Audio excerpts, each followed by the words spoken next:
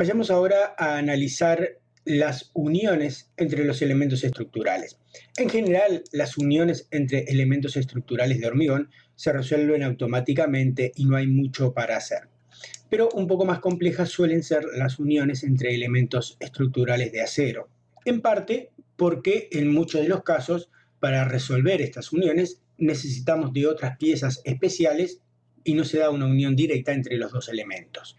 Esas piezas especiales para soldar elementos o para atornillar elementos se pueden crear como familias de elementos estructurales de Revit, o también existen aplicaciones externas que se pueden añadir a Revit que traen muchos de esos elementos ya solucionados. A nivel de este curso, simplemente analizaremos las uniones entre estos elementos tal cual vienen, sin incorporar nuevos elementos de unión. Comencemos por un elemento algo muy simple, como por ejemplo es esta quedar siempre entre los elementos. Por más que si seleccionamos esta vía, analíticamente llega hasta el eje del pilar, se retira y se retira no al plano del pilar, sino que se retira un poquito más. Existe un recorte con respecto al plano natural al cual se debería de unir. Esa distancia se puede ajustar mediante estas flechitas que nos permiten hacer que la parte física del elemento se retire o se aleje al elemento que queramos. También podemos utilizar la herramienta de alineación que ya conocemos, hasta este plano, este otro.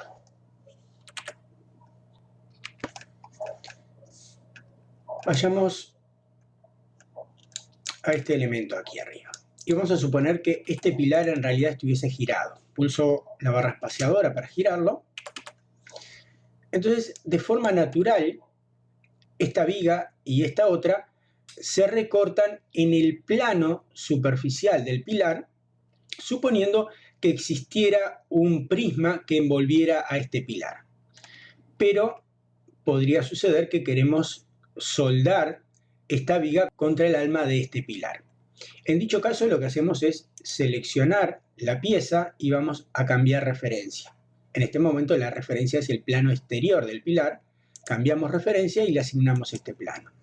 Entonces, la pieza se extiende conservando siempre esa pequeña distancia al plano.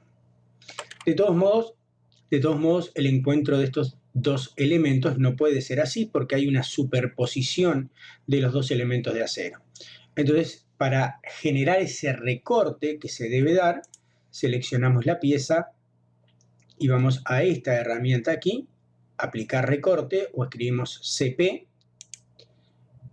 y generamos un recorte entre este elemento y este otro. Cuando aplicamos un recorte, podemos controlar la distancia de este recorte. Para ello seleccionamos el elemento y en la paleta de propiedades buscamos un poco más abajo donde nos dice distancia de recorte. Entonces, por ejemplo, podríamos indicarle que fuese nada más que 1 centímetro o que directamente fuese 0. Pero vemos que el ajuste que se produce ya al ser 0 implica este tipo de recorte que tampoco sería lo natural. Entonces, vamos a dejarle con por lo menos 1 centímetro. Aquí recorta y no deja el pedacito por afuera, que sería bastante irracional. Vayamos a ver otro tipo de encuentro. Vamos a suponer este que tenemos acá. Analíticamente, estas dos vigas están unidas, pero se recortan antes de llegar a ese punto de unión. En estos casos, el procedimiento más simple es recurrir a esta herramienta que nos permite controlar el modo de unión entre elementos estructurales. Una vez que hacemos clic en la herramienta, en todos aquellos lugares donde podamos controlar la unión van a aparecer estas flechitas. Vemos que aparecen ahí, pero también aparecen aquí, aparecen aquí. En muchos lugares aparecen, en muchos otros no. Vemos que acá estos elementos están difuminados, lo cual quiere decir que entre ellos no existe la posibilidad de controlar mediante este método la unión. Lo que debemos hacer es ir cliqueando las flechitas en busca de la mejor solución posible. En ese caso se extiende la viga buscando un punto de unión por aquí, y si unimos esto van a encontrar una buena solución para unirse. Cliqueamos uno, cliqueamos el otro hasta llegar a la unión que queremos.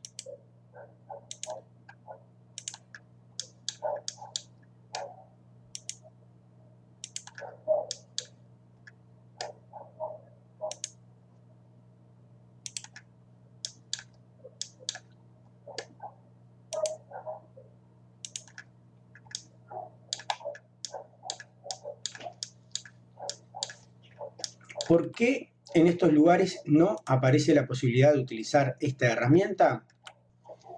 Porque existe una equivalencia entre vigas inclinadas y pilares inclinados. Este pilar que tenemos acá, por ejemplo, es considerado del tipo vertical, porque lo creamos como un pilar vertical.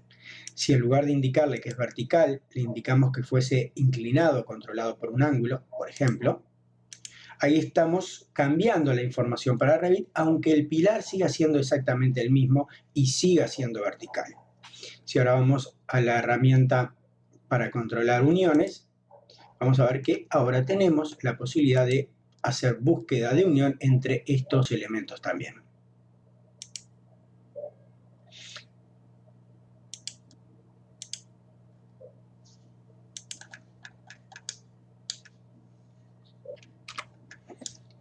Vayamos al pilar que estaba girado, este que estaba aquí. Aquí no tenemos la posibilidad de controlar la unión debido a que este pilar es vertical. Entonces vamos a cambiarle, vamos a indicarle que es inclinado. Vamos a controlar las uniones y vamos a ver si alguna de ellas nos llega a convencer.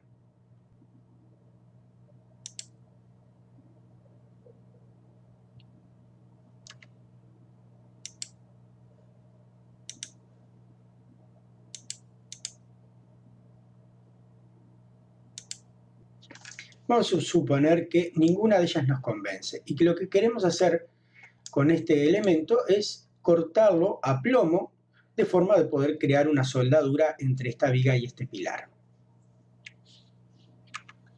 Con las pruebas quité el recorte entre estas dos piezas, vamos a crearla nuevamente.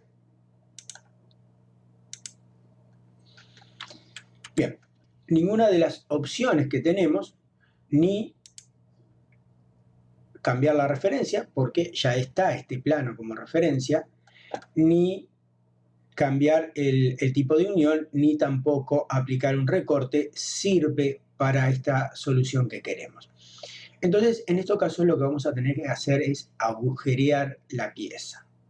Para ello vamos a extenderla un poco para que sobrepase el plano en el cual queremos recortarla y vamos a ir a estructura, a esta herramienta que tenemos acá llamada hueco por cara. Vamos a ver que ahí define un plano en el alma de la viga. Vamos a mirarlo de frente para que sea más fácil. Y queremos recortar todo lo que sobrepasa de este plano hacia adelante. Entonces vamos a utilizar las herramientas clásicas. O sea, vamos a recortar aquí, aquí.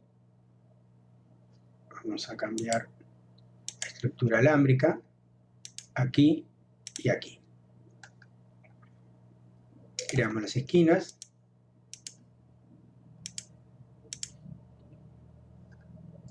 Y aceptamos. Nos da información de que va a estar recortando parcialmente una parte común. Y vamos a verlo en 3D.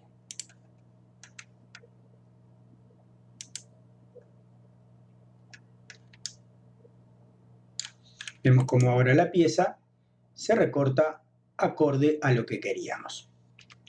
Siempre que los modos automatizados de Revit no sirven para lograr lo que queremos, vamos a poder recurrir a esta herramienta para crear agujeros en las piezas y quitar aquellas partes que es necesario quitar.